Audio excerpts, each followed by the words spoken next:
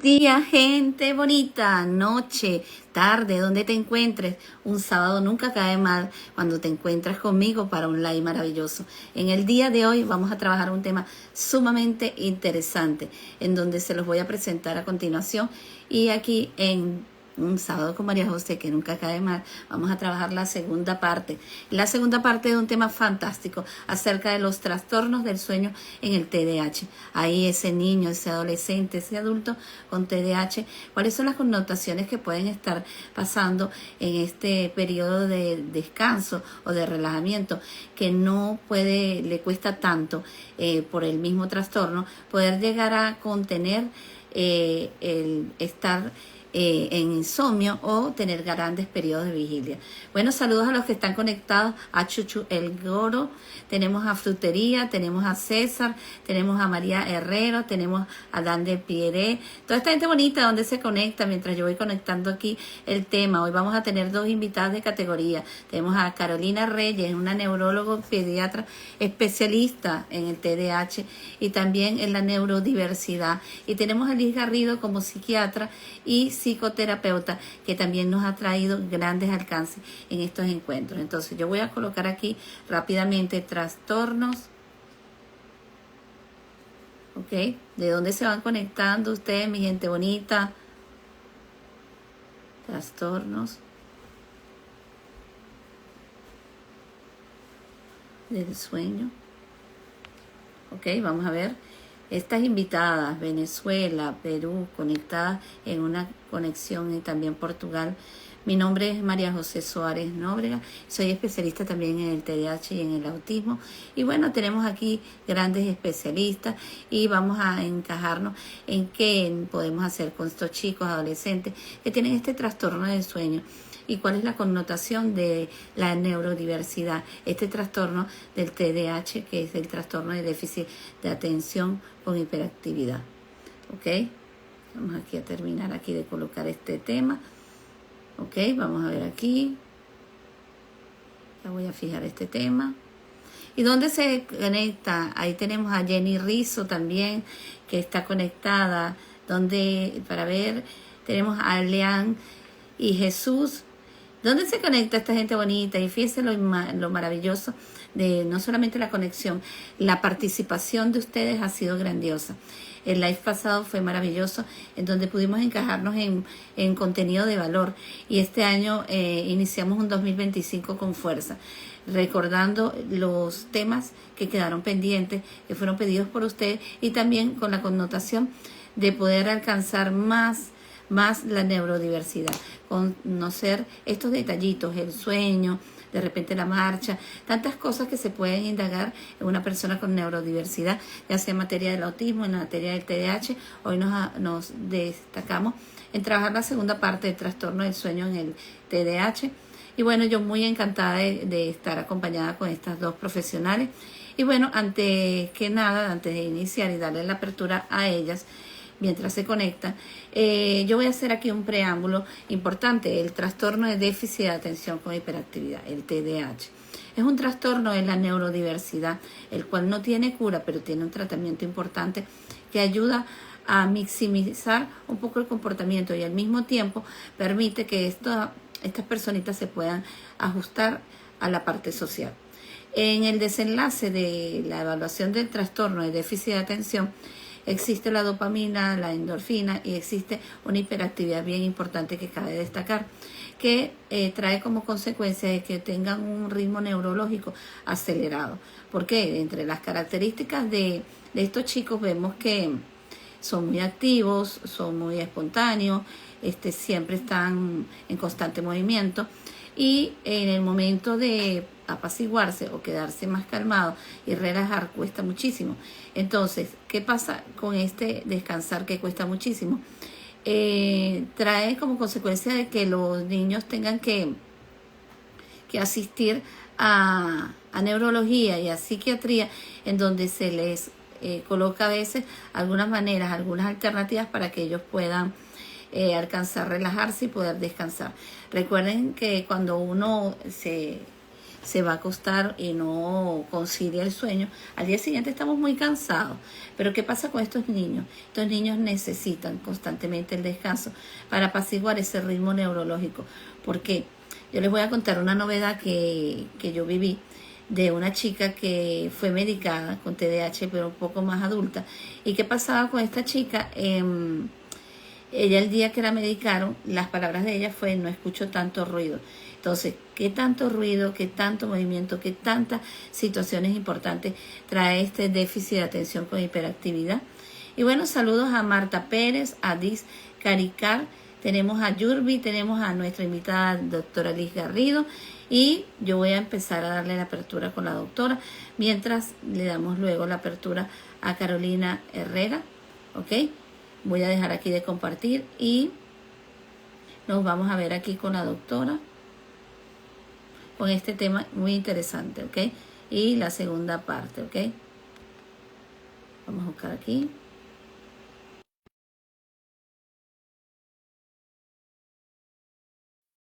Tics maravillosos, como ella siempre nos deja cada encuentro de live con María José. Así que vamos a esperar que ella se conecte. Y bueno, yo muy encantada de irnos a la segunda parte importante de este tema. ¿Cómo te encuentras, Liz? Hola, María José, ¿cómo estás? Muy buenas tardes. Sabes que la cámara se te ve cortada la cara, a ver Vamos a si puedes ver, bajarla un poquito. Ahí, ahí creo que estamos. ahí estamos muy bien. Entonces, fíjate algo, hoy nos fuimos a la segunda parte de un tema sumamente interesante, porque antes de que te conectaras, yo estaba dando un medio preámbulo, ¿no? Acerca de la primera parte que habíamos hablado del TDAH y que es un trastorno del neurodesarrollo que tiene una cantidad de vertientes, pero entre las vertientes es la hiperactividad, el exceso de dopamina, ritmo neurológico, perdón, muy acelerado, y que tenemos que buscar paliativos para que ellos tengan esta fase de REM para poderse alcanzar a relajar, porque el problema de estos chicos es que este cerebro está como totalmente en movimiento, movimiento, movimiento, se satura de tantas cosas y empiezan las conductas, vamos a llamarlas disruptivas, no logran mantenerse en un espacio, o lanzan objetos, o se vuelven desafiantes, también dependiendo de la edad. Ahora, cuando nosotros hablamos del TDAH, ¿cuáles son las connotaciones que nos pueden inferir que hay un problema con el sueño? Bien, la alteración del sueño básicamente por la noche en los pacientes con TDAH, en los niños con TDAH, tiene que ver con una disregulación bioquímica a nivel cerebral. Este exceso dopaminérgico se mantiene durante la mayor parte del día, es decir, el cerebro del niño todo el día está produciendo dopamina, lo mismo que hace que haya un desequilibrio en el resto de producción de neurotransmisores. Entonces, la serotonina se ve totalmente deficiente, no hay una producción adecuada de serotonina. Hablamos pues que la serotonina es el neurotransmisor que permite que el niño duerma, se relaje, esté tranquilo, ¿verdad? Pero hay una desregulación también de la producción de serotonina, entonces hay una hiperproducción dopaminérgica y este exceso de dopamina, porque si bien es cierto necesita el niño dopamina, pero no ese exceso que da la hiperproducción en el cuadro del TDAH, hace que por las noches el niño mantenga esa constante energía. Entonces, por lo general, si este niño no recibe un tratamiento adecuado, esta hiperproducción dopaminérgica hace que durante la noche aumente su actividad, quiera estar frente a la pantalla, no pueda dormir, se acueste, se mueve de un lado a otro. Esa hiperquinesia, ese moverse de un lado a otro, está regulado netamente por la hiperproducción de dopamina y entonces se mueve, no está tranquilo, no puede dormir y básicamente esta dopamina se mantiene por largos periodos de tiempo incrementada a nivel de esta corteza prefrontal, de manera que cuando el niño o la mamá quiere que el niño duerma por las noches, el niño literalmente no puede hacerlo. No es que no quiere, no puede. Entonces, cuando no puede dormir es el problema, porque no se puede relajar, no puede descansar y el problema de una mala noche es que al siguiente día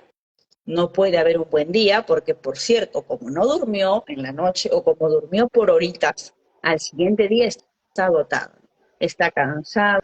está abrumado, tiene que ir nuevamente de repente al colegio o tiene que cumplir una serie de rutinas y obviamente se esfuerza, pero esta mala noche le pasa la factura, por así decirlo, al siguiente día, porque hay un bajo rendimiento, hay una notable desatención, por lo mismo que el cerebro ya entra en un proceso de agotamiento. Entonces, duerme, puede que tenga sueño en el día, puede que tenga insomnio por las noches, y aquí comienza esta alteración del ciclo sueño-vigilia, producto de esta alteración hiperdopaminérgica cerebral.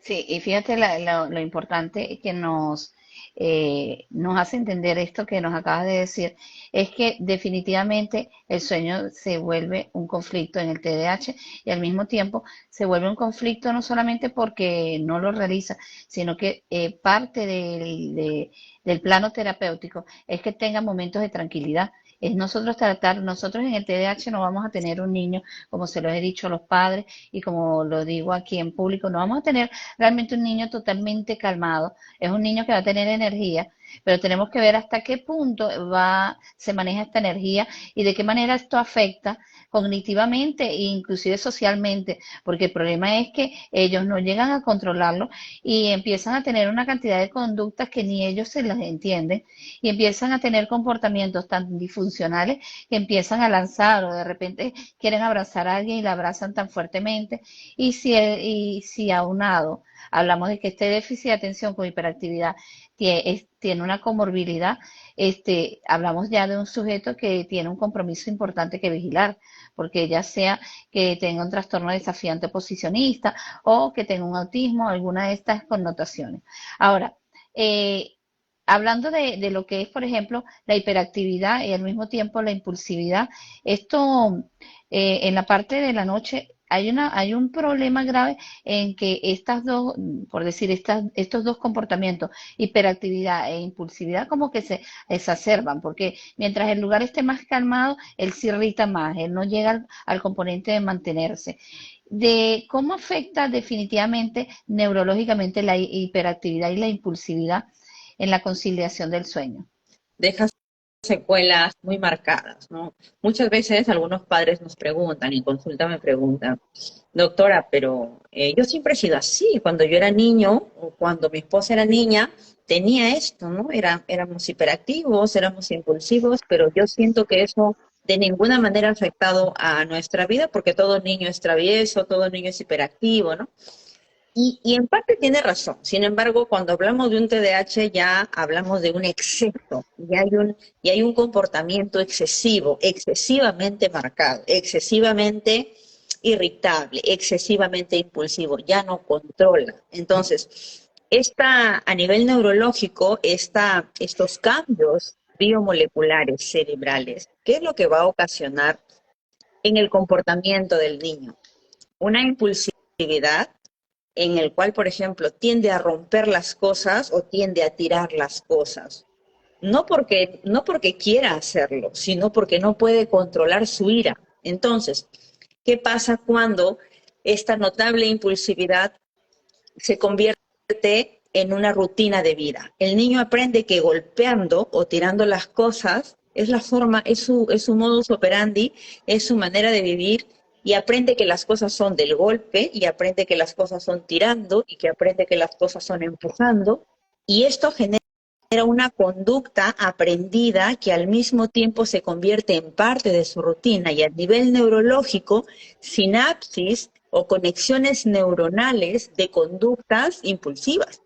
Entonces, si no brindamos psicoterapia a este niño, si no brindamos tratamiento farmacológico, esta conducta se vuelve en una conducta netamente disruptiva porque sale de control, se exacerba Exacto. demasiado su ánimo, se torna sumamente irritable. Entonces, como todos en casa le tienen miedo, o es el niño que ya tira las cosas y todos están como a la expectativa de que vaya a hacer algo más y no ha hecho algo peor, entonces están todos como que teniéndole miedo y el niño aprende que su comportamiento da miedo y se vuelve desafiante y se vuelve intimidante. Esto a nivel neurológico, ¿por qué es importante considerarlo? Porque este aprendizaje de conductas que muchas veces él ve en casa, que muchas veces ve en las noticias, que muchas veces ve en las pantallas, se vuelve parte de su rutina y el niño cree que la vida es así. que las cosas se solucionan gritando, tirando, golpeando y haciendo berrinche. Entonces, a nivel neurológico tiene un impacto notablemente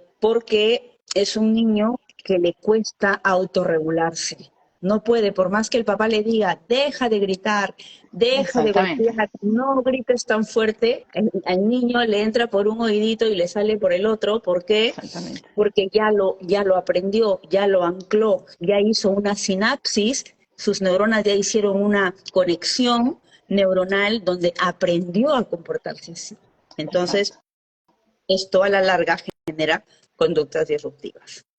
Sí, hay algo también que es el componente del ambiente, también está el componente neurológico que él tiene, por supuesto, está el componente alimenticio, por llamarlo así. Tantos componentes son importantes para el desempeño de este niño en su devenir. Pero, por ejemplo, cuando nosotros hablamos porque hoy en día existen son muy permisibles los padres, por llamarlo así, en donde, por ejemplo, yo te voy a poner el caso. Nosotros en materia de límites nos cuesta poner límites, porque en otra época era muy rígido. Ahora resulta que las loncheras son una neurodiversidad, todavía disculpa que te diga, porque ahí hay de todo. No importa un yogur si tiene azúcar, no importa una gelatina que tenga azúcar, un pan que tiene hidratos de carbono, que es azúcar. Entonces hay aquí yo pienso que aquí hay como unos cabos que están sueltos, que no lo toman en consideración porque son importantes. ¿Por qué? Porque yo puedo dar medicación, pero si el niño sigue comiendo azúcar, es lo mismo que estoy acelerando por un lado, pero estoy tratando de taparlo y el problema es que el que metió la medicación no sabe lo que está haciendo, porque no le hace nada. Ahora, cuando nosotros vemos que existe una relación de la dieta y de esos patrones irregulares de sueño, ¿qué nos puede decir acerca de esa dieta mal llevada y que debemos tomar en consideración de que, mira, mamá, papá, tenemos que controlarlo y no solamente a los niños, los adultos también, porque muchas veces nosotros hablamos de niños y el déficit de atención es hasta el último día de su vida que va a tener el déficit de atención, que va a estar regulado por un tratamiento, por una cantidad de normas conductuales, sí, pero ¿cómo afecta esta relación dieta? Le voy a poner eh, esta connotación no bien formulada con este trastorno del sueño. Yo lo que he visto en mi experiencia muchas veces retrasa la evolución adecuada del tratamiento. ¿Por qué?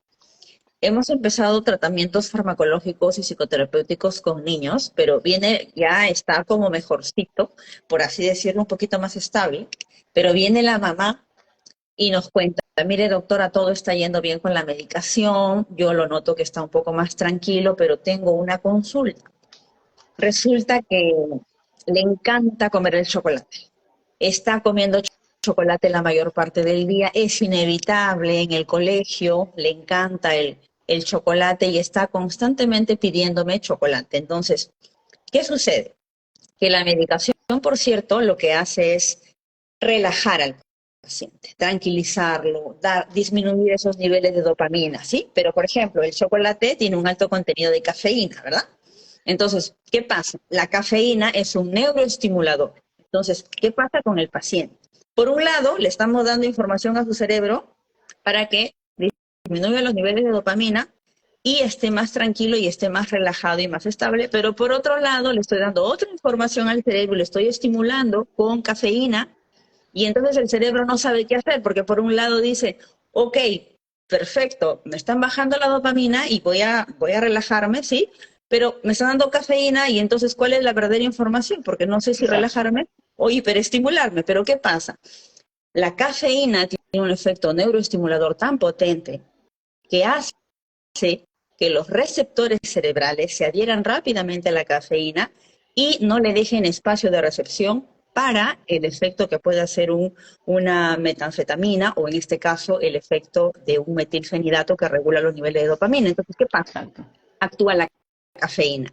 Y entonces, por mucha medicación que tome el niño y de manera paralela con la cafeína, retrasa la evolución del tratamiento o se estanca o por momentos, a pesar de la medicación, sigue siendo impulsivo, a pesar de la medicación, sigue siendo impulsivo, sigue siendo hiperactivo y a pesar de la medicación, si consume cafeína, ¿qué va a pasar con el sueño en la noche? No va a poder dormir. Por mucha medicación que tome, esta cafeína activa esos receptores neuronales y lo hiperestimula, generando en el niño un insomnio constante y permanente a pesar de la medicación. Entonces, a tu pregunta, ¿qué sucede cuando no hay una adecuada dieta? Y no solo hablo de la cafeína, hablo del gluten, hablo de los colorantes, hablo de las Exacto. gaseosas, hablo del exceso de carbohidratos o de harinas que puede consumir un niño, hecho que sobreestimula el cerebro, sobreestimula las vellosidades intestinales, hablamos del gluten.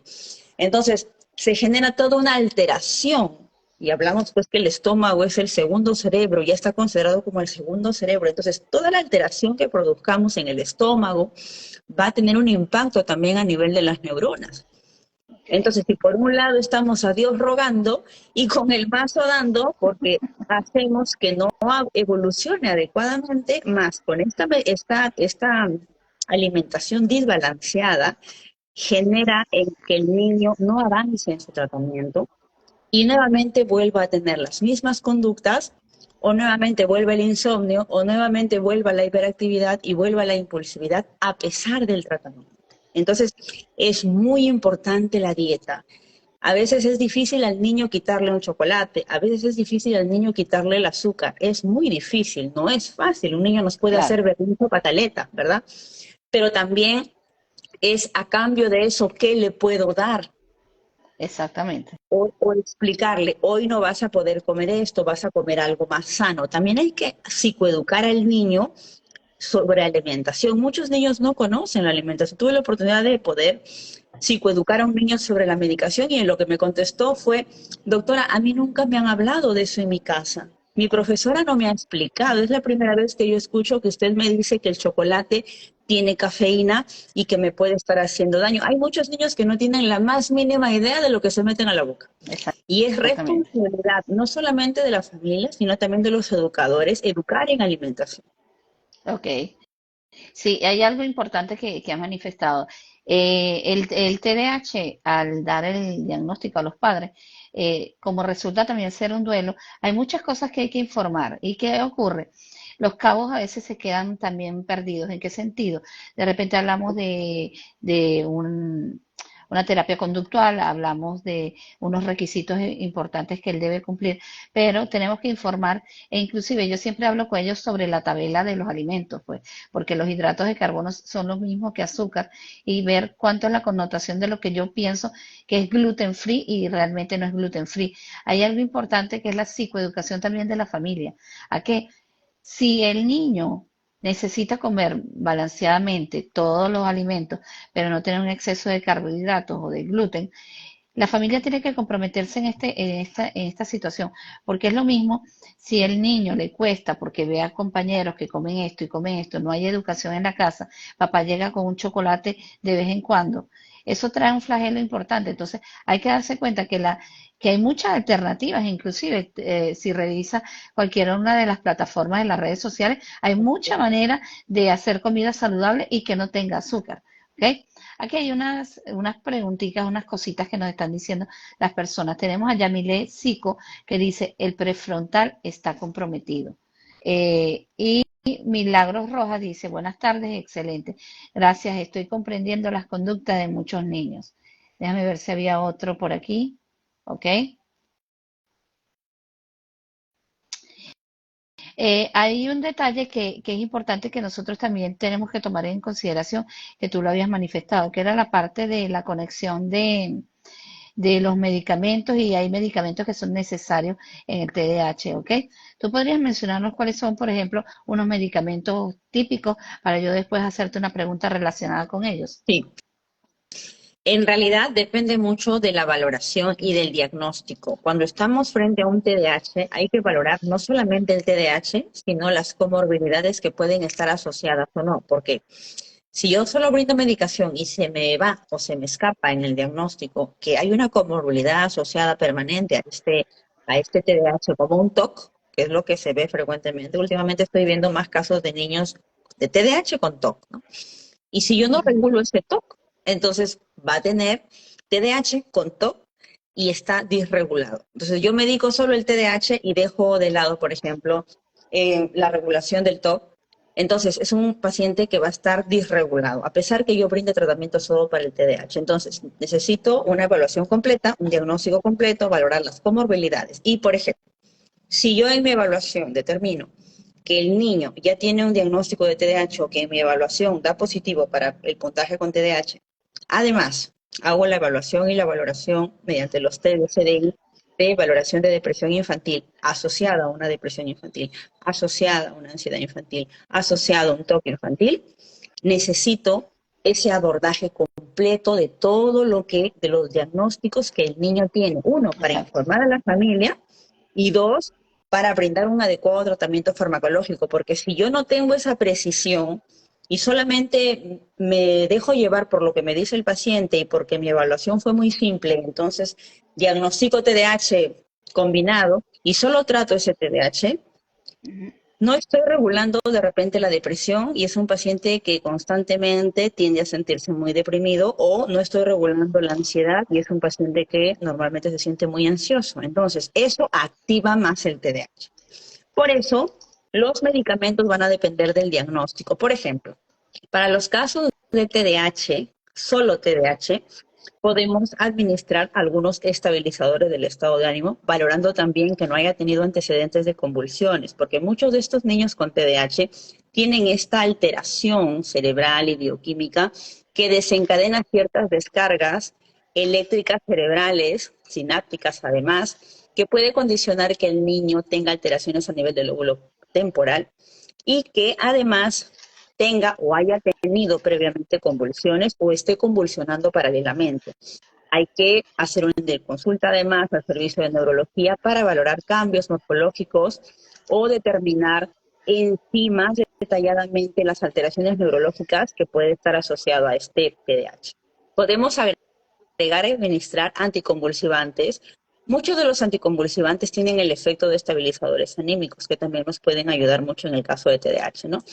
Tenemos para estabilizar el exceso de dopamina, el metilfenidato. Tenemos también el valproato, el ácido valproico o el divalproato de sodio, que es un excelente estabilizador del ánimo, además de anticonvulsivante.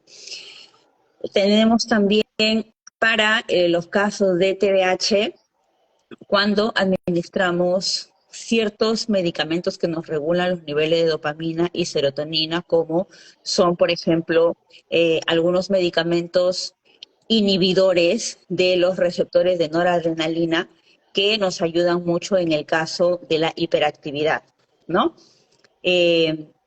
También tenemos, por ejemplo, para el caso de la depresión infantil, los medicamentos que hiperproducen altos niveles de serotonina, ¿no? Como son, por ejemplo, escitalopram, que es un excelente antidepresivo.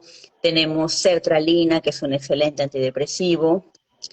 Tenemos los ansiolíticos, en este caso las gotitas de clonazepam, o los ansiolíticos como alprazolam. Hay que valorar qué medicamento podemos dar de acuerdo al caso, ¿sí?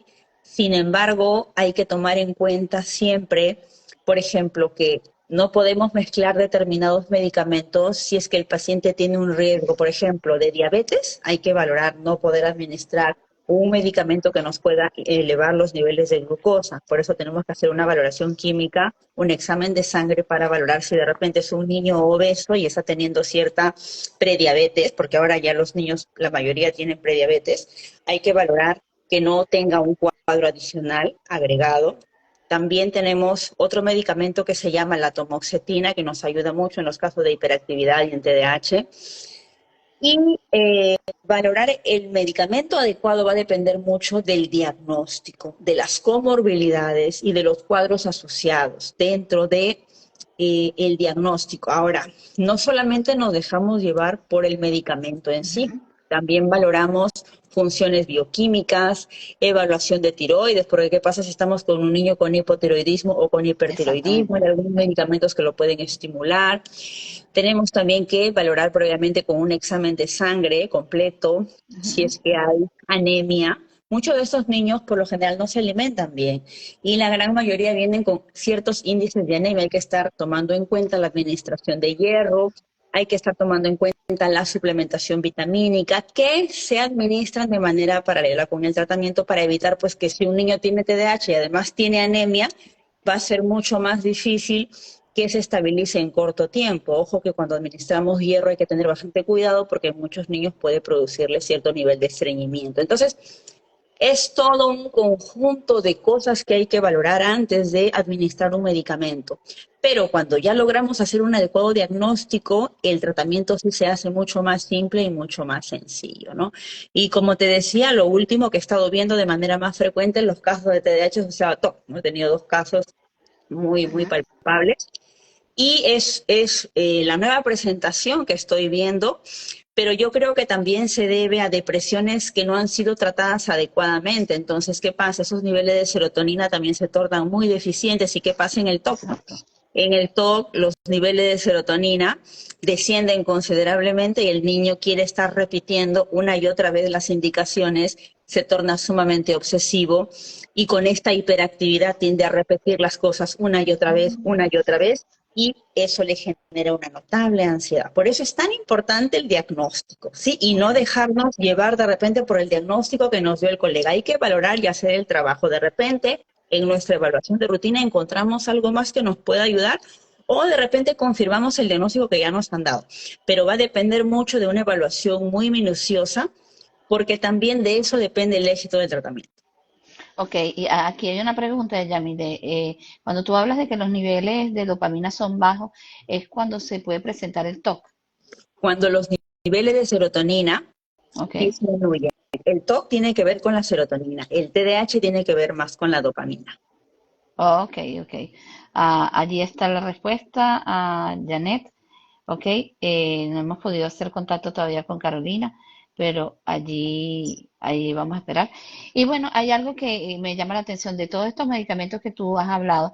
Hay unos que, por supuesto, pueden producirte el sueño. Algunos de estos que tú hablas pueden inhibir el sueño, pueden hacer que el niño pueda tener colapsos de vigilia, Por por supuesto, ejemplo.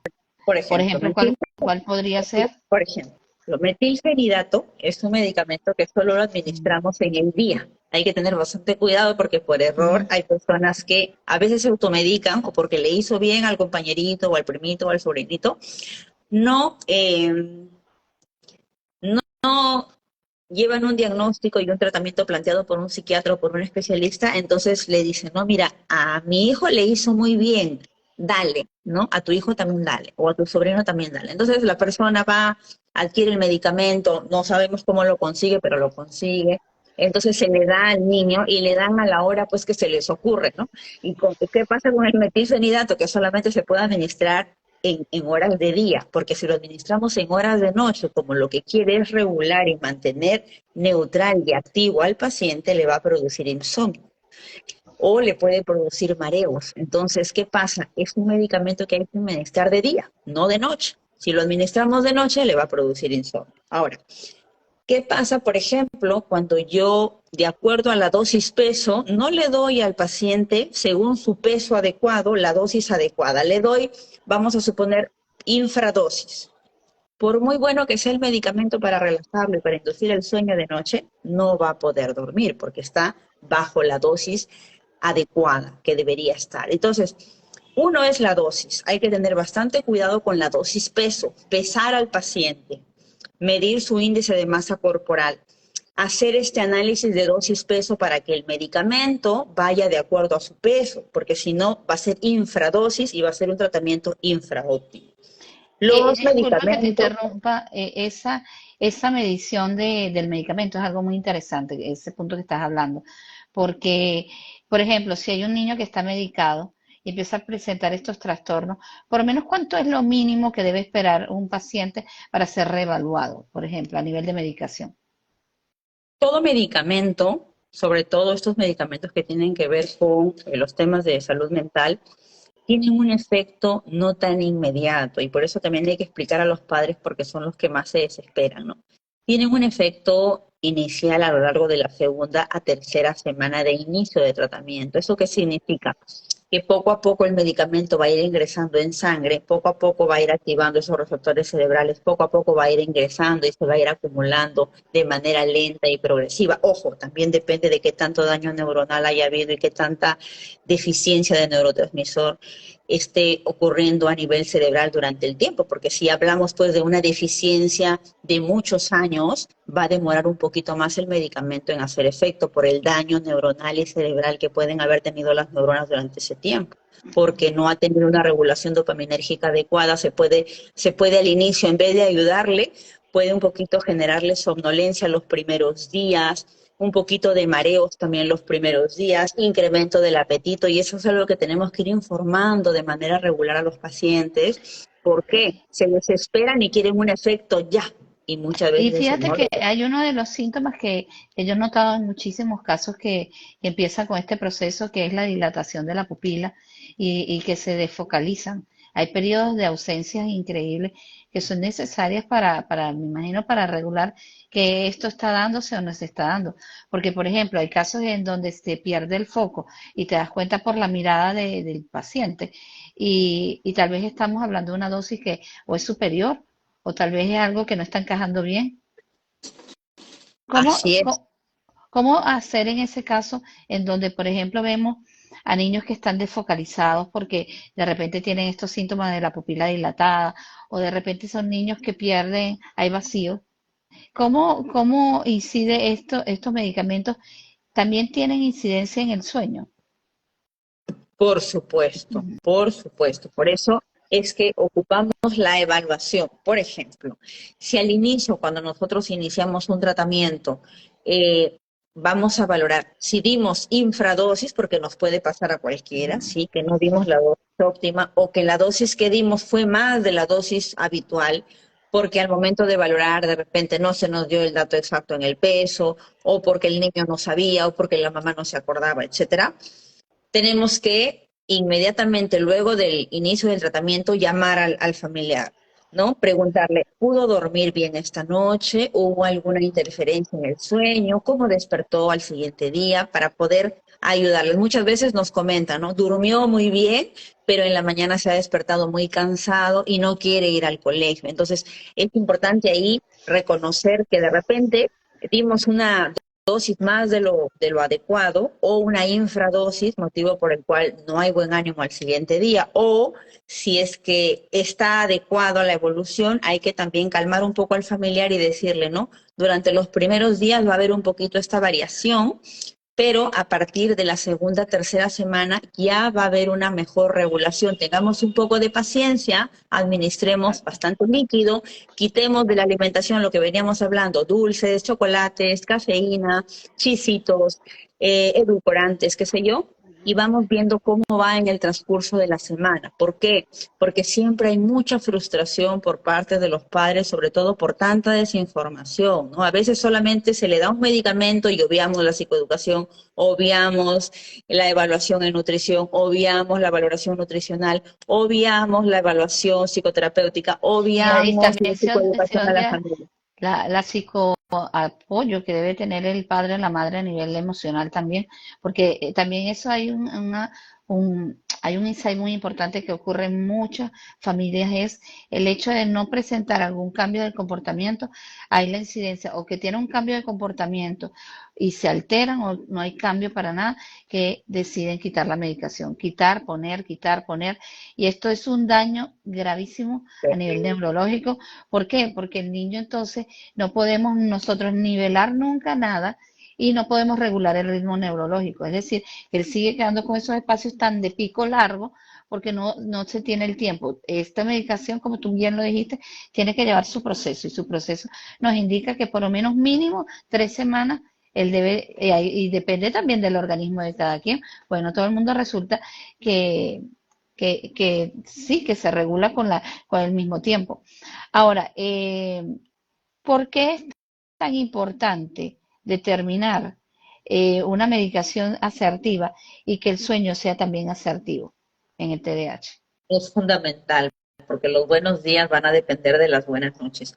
Un niño que no duerme está teniendo un notable insomnio. Al siguiente día, esas neuronas tienen un agotamiento tal que se altera la memoria, se puede alterar la percepción, se puede alterar su vitalidad, se puede alterar su función cognitiva, se puede alterar su atención, se puede alterar su visión de las cosas. De repente, si un niño no duerme por las noches, al siguiente día tiene una visión más pesimista de las cosas. Y Exacto. algo que he visto también y que ha sido también motivo de que a veces yo quiero recalcar un poquito esto con los especialistas, es que si yo no conozco acerca de determinada patología, mejor no opino. Y eso lo dejo de la mano de los especialistas, porque muchas veces he visto que se sabotea el tratamiento porque un paciente fue a un psicólogo X y el psicólogo le dijo, deja de tomar esa medicina, eso te va a volver adicto, mira que esos medicamentos a las finales dañan tu cerebro, entonces satanizan al medicamento y un paciente que iba ya estabilizándose por un comentario X que recibió, abandona totalmente el tratamiento y eso nos genera más comorbilidad porque ya es un caso refractario, un caso que abandonó el tratamiento y que al mismo tiempo va a tener secuelas en el tiempo, refractariedad. Exactamente, Entonces ya no va exactamente. a ser tan fácil de tratar, hay que aumentar la dosis o hay que agregar otros suplementos para poder ayudar a regularse. Exacto. Y una cosa que es importante, que lo has mencionado, es la empatía de darnos cuenta de que todo tiene un proceso. Es, por ejemplo, con el caso del gluten. El gluten no es necesario totalmente para el ser humano.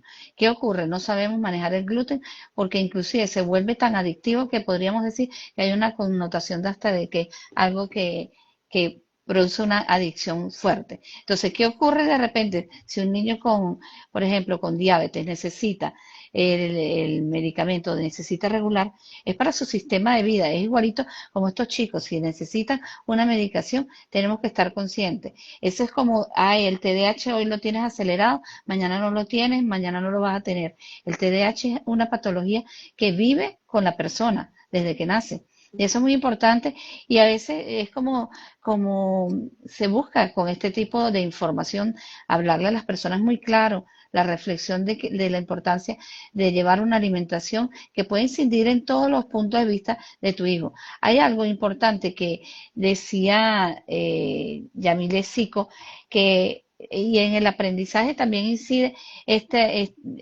trae una incidencia, el sueño, claro que trae una incidencia, porque es como tú muy bien dices, una mala noche es un día siguiente mal. ¿Por qué? Porque el niño está cansado, porque el niño no está focalizado, porque el niño está saturado de, de no poder haber conciliado, haber quedado tranquilo. Y esto trae una connotación en donde si el déficit de atención trae un problema de atención y concentración, van llevados de la mano de donde el niño no va a querer captar, va a tener sueño, el niño va a estar desafiante, va a estar irritable. Y por consecuencia, son niños que cuando llegamos, e inclusive yo no sé si tú lo realizas así, pero cuando ellos llegan muy temprano a donde yo trabajo y los veo así, yo empiezo a preguntar sobre el sueño, sobre cómo descansaron, qué fue lo que comieron el día anterior y resulta que comen también cosas que no son adecuadas. Una noche tiene que haber una comida balanceada, cero gluten desde todo punto de vista. Ah, adecuarlo de repente que antes de acostarse, bueno, vamos a darle un té que sea tranquilizante, un té de camomila. De repente no hace el efecto totalmente, pero es una bebida que puede estabilizar los sistemas del intestino, tantas cosas que puede apoyar. Entonces, yo pienso que lo natural siempre va a tener una connotación súper esencial en el TDAH. Yamile Sico nos dice, el psicólogo que es el colegiado y federado sabe que no puede decir eso, lo que habías comentado, ¿ok?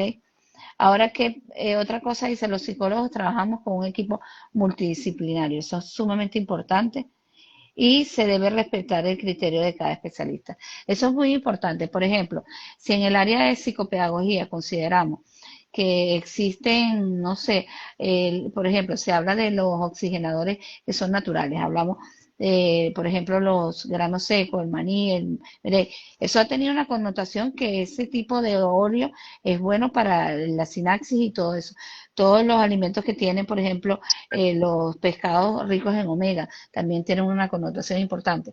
¿Qué pasa si yo les sugiero en el lado de psicopedagogía que, bueno, en las meriendas, darle unos granitos de maní, de merey? Eso no le va a traer una connotación negativa, ni va a hacer que el cerebro cambie totalmente, pero sí va a ayudar a que el proceso, primero, se desvincule del gluten y segundo, que va a tener parte del omega que necesita.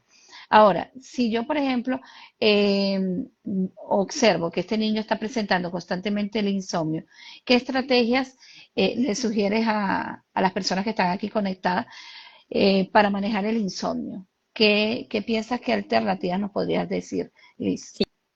Sí, cuando ya tenemos un niño que ya ha desencadenado un insomnio cada vez más progresivo y que la familia ya no sabe qué hacer, punto número uno, la medicación es muy importante. La medicación va a ayudar a relajar a ese cerebro, le va a dar tranquilidad, va a ayudar a regular esos niveles de dopamina, va a evitar esa hiperquinesia, esa hiperactividad, esa notable impulsividad y por ende va a generar estados más relajados y más tranquilos en el paciente. Punto número uno, el tratamiento farmacológico es fundamental.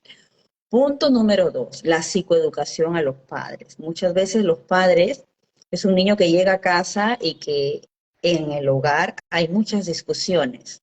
Entonces, ¿cómo se quedará este niño en la noche? No va a poder dormir. La segunda indicación que le doy a los padres es evitar los pleitos y las discusiones en el hogar, generar un ambiente de armonía, de comunicación, generar el afecto, el abrazo, escuchar al paciente. Por muy molesto que pueda ser lo que pensamos que nos quiere decir, hay que escucharlo y hay que estar constantemente afectuosos, cercanos, resonantes, porque eso también, ¿qué va a hacer con el paciente? Lo va a relajar y va a darle la sensación de sentirse escuchado. Y el afecto muchas veces no es lo que se da en casa. Muchos hogares están en una notable discusión, es un hogar lleno de peleas, lleno de disfunción y esto también genera una notable disregulación en el niño por mucha medicación que recibe. Entonces, favorar estados de tranquilidad y de armonía familiar, incrementando los abrazos. Hay que abrazar a los niños, darles 4 abrazos en la mañana, 4 abrazos en la tarde, 4 abrazos en la noche, 4 abrazos antes de acostarse, porque no hay sobredosis en temas de afecto y el abrazo genera a nivel cerebral altos niveles de serotonina, relaja el cerebro del paciente. Entonces, hay que abrazar a los niños, hay que darles afecto. Punto número 3. La tercera recomendación es, hay que cuidar la alimentación de los niños. Es importante saber qué consumen los niños cuando no los vemos. Muchos niños llevan las golosinas y los chocolates en la mochila o en los bolsillos y muchos padres no lo saben. Muchos niños esconden la comida que comen y eso también hay que advertir a los padres. ¿Por qué? Porque este desbalance en la alimentación que va a generar en el niño, que incremente o que sobreestimule estas neuronas cerebrales que, por cierto, queremos que se regulen, ¿no? Entonces, si por un lado estamos dándole medicamento, estamos administrándole un tratamiento, pero por otro lado el niño está comiendo lo que quiere y no hay una regulación o una conducta alimentaria adecuada, ¿qué va a pasar con el niño? Va a tener sobrepeso, va a tener obesidad, va a tener diabetes y se van a agregar una serie de comorbilidades en la evolución del cuadro. Punto número 4. Es muy, muy importante darle un descanso al niño. Siempre a través de los certificados médicos tratamos de darle cierto descanso para que el niño salga de ese colapso nervioso y de esa sobreexigencia que muchas veces tiene en el colegio, porque como muchas veces el niño es terrible, entonces la profesora ya no sabe qué hacer con él, lo sacan del aula, muchas veces llaman a la casa para que los padres vengan a recogerlo. Entonces es un niño que necesita un reposo mínimo de 15 a 20 días para que el niño entre y encuentre ese estado de paz, de tranquilidad y de armonía que le puede dar el hogar hasta que el medicamento en este lapso de tiempo vaya haciendo efecto y pueda regresar a clases. No es preciso abrumarlo de tanta información. He tenido casos también de los padres que, como el niño no entiende, le sobreexigen que tenga atención. como el niño no capta bien las clases o como el niño tiene problemas de lectura o de lectoescritura, le sobreexigen poniéndole tareas increíbles y como el padre cada vez se frustra más porque el niño no entiende, entonces le repite una y otra vez, le grita, lo insulta, le llama la atención. Entonces, ¿qué genera esto en el niño? Alta tensión. ¿Qué genera esto en el niño? Rebeldía. ¿Qué genera esto en el niño? Que no quiera estudiar. ¿Y qué genera esto en el niño? Que abandone muchas veces los estudios. Entonces, es muy importante también estimular en los padres, en la psicoeducación, la paciencia. Son niños que requieren cariño, paciencia y que, por cierto, si hoy no tiene ganas de estudiar, pues no va a estudiar. Que lo mejor es que descanse, que se relaje y cuando se sienta mejor, vamos a volver a la rutina del estudio, ¿no? Siempre esta terapia dirigida y basada en el amor va a ayudar mucho con estos niños que muchas veces son tan maltratados psicológicamente, no solamente por los padres, sino también muchas veces por algunos maestros o docentes que desconocen el cuadro, ¿no? Y punto número 5 y no menos importante por estar al final es tomar la decisión de buscar ayuda profesional. No estamos haciendo nada cuando como padres queremos resolver el problema de los hijos o convertirnos en sus terapeutas.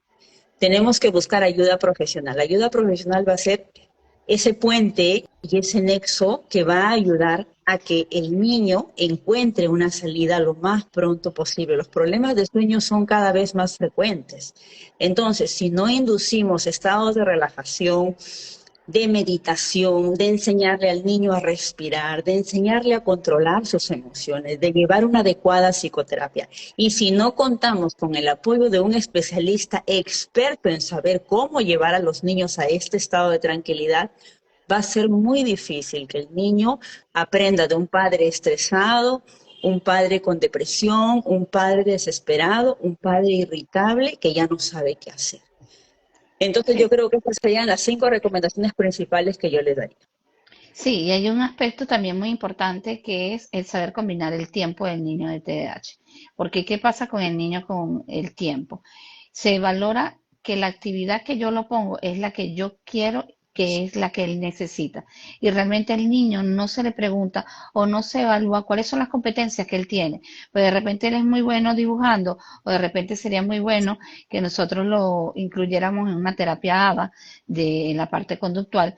Pero ¿qué ocurre? Esa cantidad de jornadas escolares de millones de horas en donde el niño a la última profesora, yo siempre le digo así a mis compañeras, la última profesora es la que, pobre de ella. ¿Por qué? Porque el niño está saturado y no podemos criticarle de que el niño se desespere, de que quiera lanzar las cosas, porque él llega un momento que ya está al borde de estar en el mismo esquema y la misma exigencia. Entonces esas jornadas tan largas de tiempo, yo creo que tienen que ser evaluadas, y no solamente por los padres, sino por la misma escuela. ¿En qué sentido? Son niños en donde se está buscando la inclusión social y la inclusión escolar, y resulta que el niño, desde que está saliendo de la casa, no detesta la escuela. Entonces no estamos haciendo el trabajo adecuadamente porque estamos viendo que el niño es como tú dices, próximamente puede ser un desertor escolar. Ahora, hay algo importante que está el tratamiento, pero el tratamiento tiene que ir llevado de la mano de dos cosas, la terapia y la medicación. Yo no puedo trabajar solamente medicación, medicación sin modelaje de actitudes. ¿Por qué? Porque ¿qué ocurre? Los padres tal vez no se han dado cuenta que son 3 veces que hay que repetirle de manera corta una regla para que él pueda captar. Otra cosa, tantos distractores, le das el celular, le das la iPod, le das tanta cosa que él no puede, él no se dispersa con muchísima atención. Entonces, ¿qué ocurre? El ir a terapia, estos niños, es fundamental. ¿Por qué? Primero porque inclusive cuando nosotros vemos que el niño le cuesta hacer actividades y de repente la parte de motricidad fina la van perdiendo, tenemos entonces que antes de que pase su adolescencia, empezar a estimular por medio de terapia ocupacional. Y fíjate que hay un compromiso de varios especialistas, pues esta terapia ocupacional, hay niños que inclusive en la medida que va pasando el tiempo, y tienen estos percances en la medicación, que lo suben, que lo bajan, pero no son el psiquiatra ni el psicólogo, sino es el mismo padre que la quita porque le parece que no va, que la pone así. Y este niño a veces tiene problemas inclusive para vocalizar. Y se ve que son niños que se ponen como más lentos y cuesta entenderlo. Ahora, ¿qué pasa con esto? de, por ejemplo, el problema de, de los dispositivos electrónicos. Los dispositivos electrónicos, cómo afectan este trastorno del sueño en el TDAH. ¿Qué podrías decirnos en cuanto a ese ritmo neurológico? ¿Cómo puede callarse o apaciguarse si tiene un distractor que no permite? Porque fíjense que hay una connotación, ¿no? Tú lo debes haber oído en terapia. Él sí se concentra en la tablet, pero es que él se concentra en el celular, en mí no. Pero es que el problema es que la tablet y el celular no están hechos para concentrar, están hechos para enviciar, que es diferente. Porque yo veo el Ok. muñequito que salta, y yo digo, bueno, él dice que pasas para acá, suena una luz, a él le gusta la luz, le gusta el sonido. Es decir, que él no está aprendiendo, él no está atendiendo, él Ah, está moviendo dedos. Porque si yo tiene un problema con los dedos, él no puede de repente captar muchas cosas. Ahora, ¿qué nos podrías decir de la incidencia del sueño con dispositivos electrónicos? fíjate que ahí hemos dado en una de las principales causas de intolerancia de los padres. ¿Por qué? Porque todos le vemos el lado negativo a la pantalla, ¿verdad? Y lo sabemos, y lo hemos leído, y lo hemos visto, y es un factor de desesperación muchas veces en los padres. Pero hay algo bueno que le da la pantalla al niño y que no hemos valorado. El niño cuando está frente a la pantalla se siente acompañado por esta pantalla, por las imágenes que ve. Siente muchas veces que los dibujos, la transmisión que le da estos programas, que no siempre son tan educativos, lo divierten, lo relajan, lo tornan de alguna forma empático con lo que ve, con lo que escucha, con la música, con el sonido. Y es que la pantalla también es una forma de prestar la atención a algo, porque en casa a mí nadie me da el afecto que yo necesito. Entonces, ¿dónde me refugio? En esta pantalla. Y fíjate que le miramos siempre el lado negativo, pero yo siempre quiero verle el lado positivo, ¿no? Esa pantalla de repente está representando al papá que no le habla. Esa pantalla está representando a la madre que no llega a acompañar a su hijo a casa. Esa pantalla está representando la ausencia paterna o materna por temas laborales donde el padre no está en casa. Entonces esa pantalla lo acompaña, esa pantalla lo protege, esa pantalla se ríe con él, esa pantalla lo hace reír, lo hace divertirse y se establece esta adicción a las pantallas que, por cierto, es tan nociva porque también está frente a un mundo totalmente irreal. Ahora, ¿cuál es la contraparte de esto? La contraparte es que esta luz de esta pantalla, además, va a Okay. activar ciertos receptores cerebrales a nivel ocular, va a estimular a la retina y, por cierto, si el niño está adherido a las pantallas 2 horas antes de irse a dormir, sobre todo, no va a poder dormir, porque esta luz, con la luz apagada frente a la luz de la pantalla, sobreestimula ciertos receptores oculares que va a hiperestimular la retina, que por cierto va a estimular una área del cerebro que va a evitar que el niño quiera o pueda dormir. Entonces resulta que ya tomó su medicación, ya está por irse a dormir, siempre duerme bien, pero hoy se quedó más de 2 horas antes de irse a dormir frente a la pantalla. ¿Qué pasa? No va a poder dormir.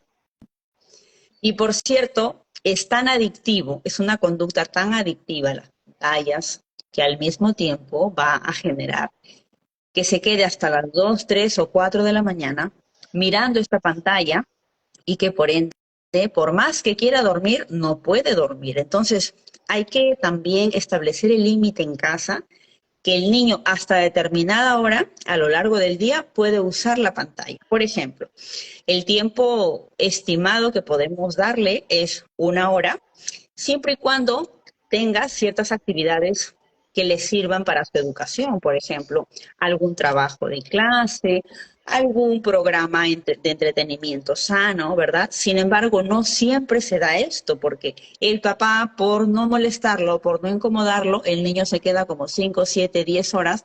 Y una vez que el padre pierde respeto frente a la autoridad que tiene que tener sobre este niño, lo perdió todo. Porque el niño va a saber perfectamente que la pantalla es su refugio y que como papá, mamá no le dice a nadie, no le pone un límite de horas o de tiempo, él va a Exacto. hacer lo que quiere. Y aquí es importante establecer en los padres que el amor va de la mano de la responsabilidad y del límite. Yo no estoy amando a mi hijo si no le doy responsabilidad o no le doy límite. Si yo no doy amor con límite, eso no es amor. Eso es apego, es cualquier otra cosa, pero no es amor. El amor va de la mano del límite. Porque te quiero, porque te amo, vas a usar la pantalla, pero de tal hora a tal hora. A tal hora yo te quito el celular y la pantalla porque se cumplió tu tiempo. A lo largo de la semana solamente vas a tener acceso a la pantalla 2 a 3 veces por semana, nada más. ¿Por qué? Porque es mi orden, porque es mi límite y porque es lo que yo te permito. Tomamos ese acuerdo, Exacto. perfecto. Entonces, porque si no, si yo no le pongo límite al niño, el niño me va a poner los límites a mí y el niño se va Sí. a convertir en mi padre o en mi madre y ahí viene el famoso síndrome del emperador donde el niño hace lo que quiere.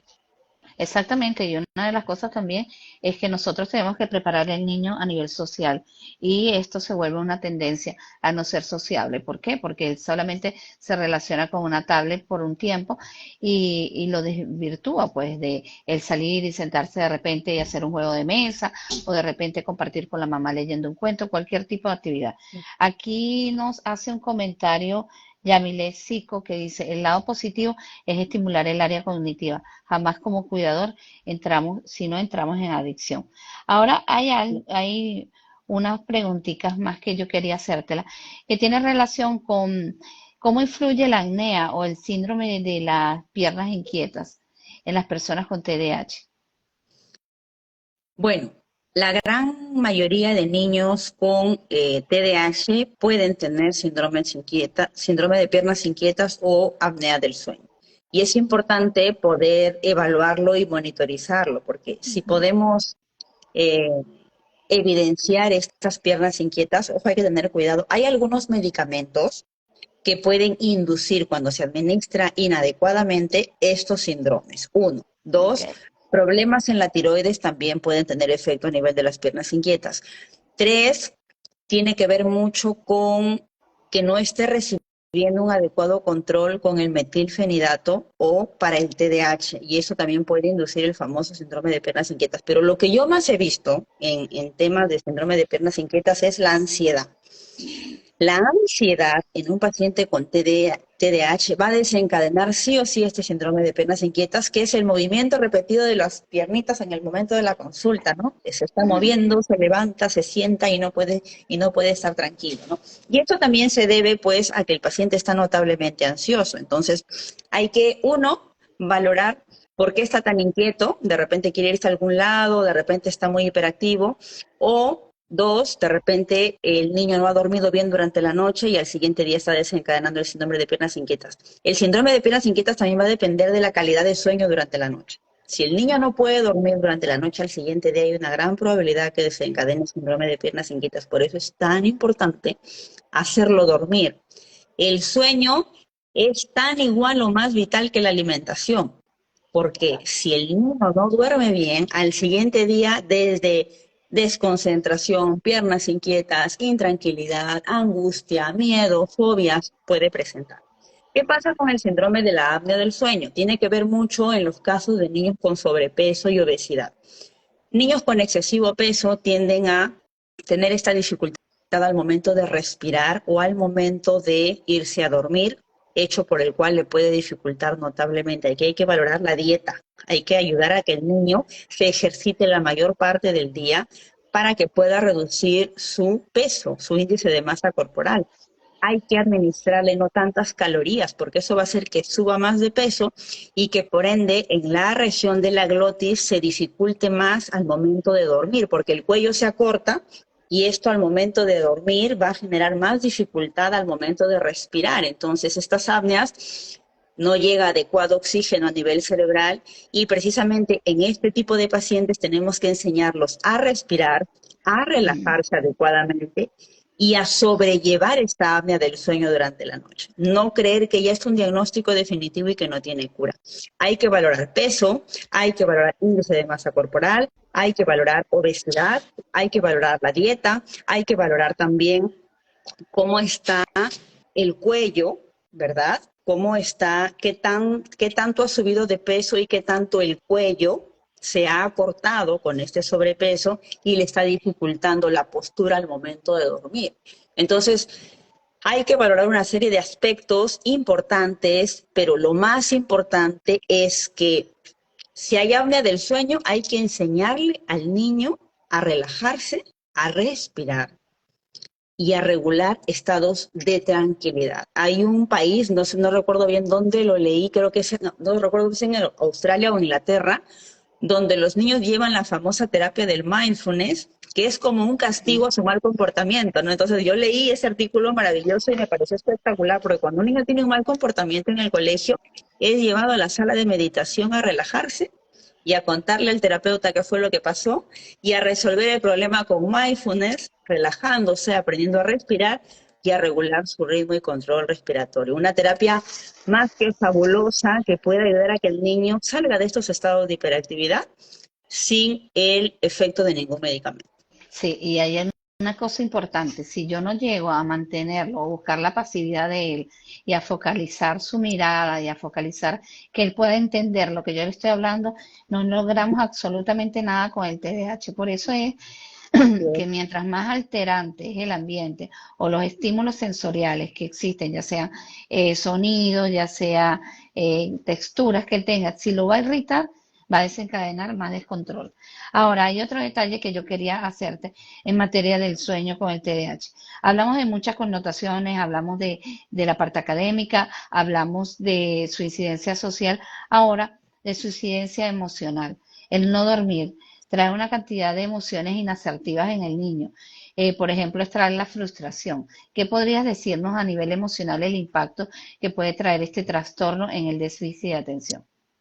A nivel emocional, he visto no solo la frustración, sino los sentimientos de culpa. Tuve la oportunidad de valorar a algunos niños y la emoción que predominaba por las noches era la culpa. Me decía un niño, doctora, me siento muy culpable de que mis padres se pelean por mi culpa, porque no encontramos un adecuado tratamiento. Me siento muy culpable porque siento que mi papá le grita a mi mamá por mi culpa. Me siento muy culpable de haber sacado baja nota en el colegio, me siento muy culpable de no poder concentrarme, me siento muy culpable de que otros niños me señalan como si yo fuera el raro o el diferente. Ojo, y esta frustración que genera la culpa también es un enorme limitante en las noches, porque el niño en la noche hace una revisión de todo lo que ha vivido en el día y es donde aflora esta culpa, ¿no? Y es precisamente muchas veces a nivel emocional esta culpa la que no lo deja dormir.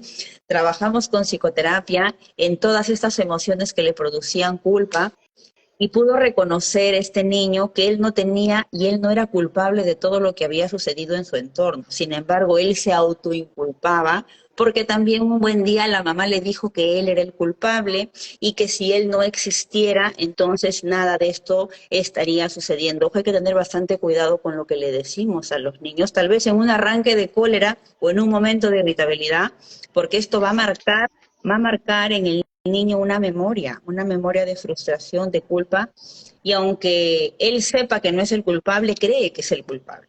Y entonces, a nivel emocional, hay que ayudar al niño a liberarse de esta culpa y a liberarse de esta frustración y a quitarle el síndrome del niño perfecto, ¿no? Porque cuando le quitamos esta culpa y esta responsabilidad de que todo lo tiene que hacer bien y de que todo tiene que ser perfecto, el niño aprende a ser quien es y aprende también a aceptar su TDAH, ¿no? Básicamente en psicoterapia trabajamos el hecho de que el niño no es alguien raro por tener este diagnóstico, sino que se ha convertido en parte de su vida y ese TDAH va a ser como un amigo con quien él va a aprender a convivir y a llevarse de la mejor manera. Entonces, cuando el niño suelta estos sentimientos de rabia, de frustración, de culpa, de sentirse no adecuado, es cuando empieza a ser quien es cuando empieza a aceptar lo que es y que sabe que a lo largo del tiempo y con la terapia lo va a ir mejorando. Pero si no contamos con la insistencia de un terapeuta que constantemente esté psicoeducando, que constantemente está ayudando a hacer esta liberación emocional, que constantemente está ayudándolo a concentrarse, a relajarse, a pensar en positivo, a autorregularse frente a los momentos de ansiedad, va a ser bien difícil que el niño lo haga por su cuenta. Por eso es tan importante en las sesiones de psicoterapia y de evaluación psicoterapeuta, concientizar a los padres a que todas estas emociones que ellos pueden estar sintiendo durante el tratamiento o durante esta valoración no tienen por qué desencadenarlas en los hijos, no tienen por qué etiquetarlos en un grupo de personas diferente. Hay que ayudar al niño a que aprenda a aceptar el TDAH como parte de su vida y que se va a convertir en ese amigo que va a sacar lo mejor de él, no que es lo peor que le puede haber pasado en el mundo y estigmatizarlo y Exacto. enrarizarlo y generarle pues ese motivo de desconfianza, porque por las noches es donde todo esto fluye y además condiciona un profundo insomnio, ¿no? Entonces, básicamente las sesiones de psicoterapia nos ayudan mucho en el manejo y en el control emocional del insomnio. Y como te repito, María José, una de las emociones que he estado trabajando con varios niños, sobre todo que se presenta mucho por las noches, es la culpa, ¿no? Una notable culpa por no ser el hijo perfecto. Ok. Fíjense la importancia que tiene la connotación. Entonces, el sueño, cómo puede incidir a nivel emocional, académico, cómo puede incidir también a nivel de relación social. Ahora, Liz, ¿nos podrías decir en dónde, en qué parte le podemos conseguir en las redes sociales? Ah, sí, perfecto. Manejamos nosotros las redes sociales en Instagram, lo voy a mencionar por aquí. Doctora Liz Garrido en la cuenta de Instagram y en la cuenta de Facebook, Doctora Liz Garrido, psiquiatra y psicoterapeuta holística, y ahí vamos a estar para poder ayudarles y brindarles toda la asesoría, psicoeducación y apoyo. Nos han estado llamando muchas personas en estos días, hecho que quiero agradecer gracias a la, a las preguntas que nos hacen o a las que nos dejan vía mensaje de texto, porque también es una forma de concientizar a las personas de que no necesitamos mucho para ayudar a un paciente con TDAH, solamente necesitamos mucha empatía, mucha comprensión, mucha aceptación del cuadro. Cuando aprendamos a aceptar, dejamos de luchar. Entonces, cuando los padres entran en este proceso de aceptación, todo Ujú. se altera, ¿no? Y dejan de estar en esta lucha constante. Sí, y es importante también la comunicación que puedas necesitar la persona que está aquí conectándose, ya sea con la doctora Liz Garrido o con mi persona, para poder enfocarle cuáles son las herramientas que son necesarias. En el caso tuyo, Liz, das asesoría online también a las personas. Sí, Ok, bueno, yo brindo las atenciones presenciales, pero también las atenciones de manera virtual por nuestra fanpage o también por Zoom. ok, perfecto. Entonces, fíjense, tienen todas estas alternativas. Antes de que nosotros nos podamos ir, yo quiero dejarles este mensaje. El trastorno del sueño es algo que es muy típico en el TDAH y viene con la connotación de una dopamina que está por debajo, una serotonina que hay que también equilibrar y darnos cuenta también qué factores existen ambientales o familiares que puedan incidir a este problema del sueño. Porque tanto estímulo sensorial desborda una cantidad de conductas inapropiadas que nosotros somos los que debemos regular. Si nuestro comportamiento como adultos no es asertivo, el niño va a caer en una crisis emocional en donde él no va a saber cómo manejarlo y va a quedar en ese ciclo de vigilia que nos va a condensar de que algo no está bien. Si nosotros vemos que las condiciones están muy bien administradas, tanto a nivel académico como a nivel familiar, y el niño sigue presentando este tipo de comportamiento de vigilia, nosotros tenemos entonces que acudir a ver qué pasa con la medicación y por los especialistas que están relacionados en el área de neurología y de psiquiatría para que puedan encaminar este proceso. Si hay tratamiento con medicación, tiene que haber tratamiento terapéutico. Una cosa no puede ir llevada de la mano de la otra, porque es tomarte el remedio, pero no asegurarte de hacer el ejercicio para que se te oxigene el cerebro. Entonces, ¿cómo yo puedo de repente, y pongo el ejemplo de un dolor de cabeza, me puedo tomar una pastilla, pero si yo también no me muevo, dejo de pensar, me relajo un poco, yo no puedo tener ninguna incidencia de mejoría. Entonces, es importante también tomar en consideración que el niño puede verse cansado físicamente, pero no cansado neurológicamente. Y esto trae una confusión más grande en estos niños. Niños que tienen rutinas de escuela tan largas, son niños que están agotados físicamente, cansados de la repetición de que no lo sabes hacer o siempre él, mira, esté pendiente, este tipo de condicionamiento que de una u otra manera lo irrita. Este tipo de situación donde vemos a estos niños cansados pero que no duermen, nos tiene que llamar a capítulo en que el niño te está pidiendo que necesita un cambio de actividad, porque ¿qué pasa con esta actitud? nosotros no vamos a llegar a ningún encaje. No va a mejorar su comportamiento, terapéuticamente va a estar muy por debajo y él va a ser simplemente un niño que recibe una medicación, pero no una orientación de por qué de la medicación. Porque, por ejemplo, este niño que se focaliza, él empieza a decirnos así claramente, y es porque tanto ha sido la parte terapéutica que él nos dice, me estoy sintiendo raro, creo que va a ser mejor salir de aquí. Y sale y se queda afuera respirando, viendo el techo, viendo lo que sea, pero se supo regular. ¿Por qué? Porque, bueno, cada vez que yo siento, e inclusive yo quedé una vez pendiente con una chica ya adulta que me decía a mí que el día que fue al neurólogo dejó de escuchar tanto ruido. Entonces, ¿qué ocurre con esto? Yo no estoy en el cerebro de ella, pero eso fue lo que ella me manejó. Entonces, el ambiente será adecuado, el maestro incesante será adecuado, la mamá que exige, que quiere el niño perfecto será importante. Realmente no. Entonces tenemos que tomar conciencia de todos estos aspectos y llevarla a la práctica. Bueno, muchísimas gracias a todas las personas que se han conectado y que se conectaron en el día de hoy y a las que no, lo pueden ver en el diferido. Muchísimas gracias, Liz, por haberte conectado. Y bueno, tiene que seguir esta mujer con doctora Liz Garrido para que tenga las orientaciones importantes.